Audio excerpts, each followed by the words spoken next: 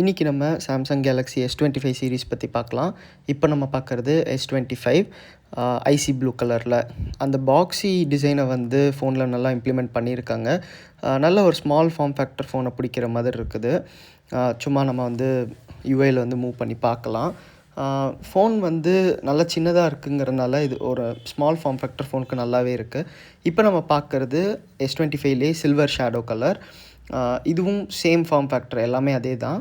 S25 plus navy கலரில். இந்த colour பார்த்திங்கன்னா நல்ல ஒரு dark tint of blue colour, ஒரு நல்ல டார்க் ப்ளூ கலர், நல்ல டிண்ட் கொடுக்குது.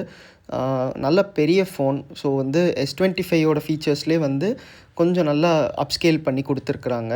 இது நம்ம எல்லா ஜென்ரேஷன்ஸ் இப்படி தான் பார்க்குறோம். சேம் பாக்ஸி டிசைனை வந்து இம்ப்ளிமெண்ட் பண்ணியிருக்கிறாங்க. அடுத்து நம்ம S25 அல்ட்ரா மெயின் பாயை பற்றி பார்க்கலாம். நல்ல பெரிய சைஸ் ஃபோன், நல்லா வைடாக இருக்குது. இப்போ இது வந்து டைட்டானியம் சில்வர் ப்ளூ கலர், அந்த ஐசி ப்ளூ மாதிரி தான். பட் நல்ல பெரிய ஃபோன், நல்ல அதே பாக்ஸி டிசைன். நமக்கு லாஸ்ட் டைம் கர்வ்ஸ்லாம் இருந்தது, இந்த டைம் எல்லாமே ஃப்ளாட் பண்ணிட்டாங்க.